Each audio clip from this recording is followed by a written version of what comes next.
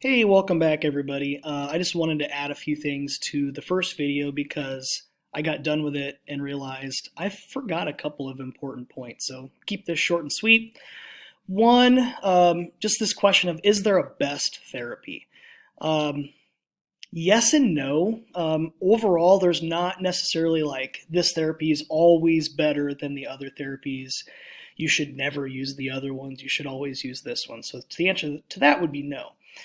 That being said, there are some therapies that tend to work better than possibly other things for a specific illness. So you can kind of see there on the slide. So cognitive behavioral, and I'll be honest, I'm kind of skewed.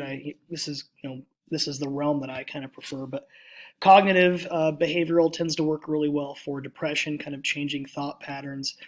Same thing with anxiety, and it does pretty well with eating disorders as well. Again, seeing the relationship between our thoughts and our actions and the way that we feel, it does really well for those. Specifically, behavioral therapy like systematic desensitization, exposure therapies, they work really well for anxiety, especially like the phobias. So specific phobias, even agoraphobia, they work well for compulsion. So like really specific behavior, if you're trying to modify behavior, the behavioral therapies work really well. And then psychodynamic can work really well for anxiety and depression, especially more of like the broad, like generalized. This is more of like a long term. Whereas behavioral, you could see the therapist a few times and you could have a phobia cured. Psychodynamic tends to take a little bit longer. It's more of a long term therapy. One other thing that's really important is that therapies tend to work best when the client comes in with very specific issues.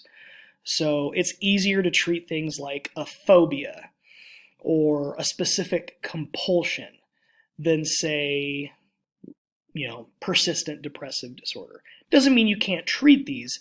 It's going to take longer.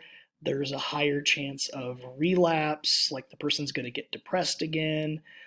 Generalized anxiety, the therapy could help, but there's, again, a decent chance that, at some point that anxiety is going to come back because it's something that's, kind of a part of that person, especially, if it's genetic. Personality disorders do not respond quite so well to therapy. One, it's hard to get people with these disorders even to see a therapist.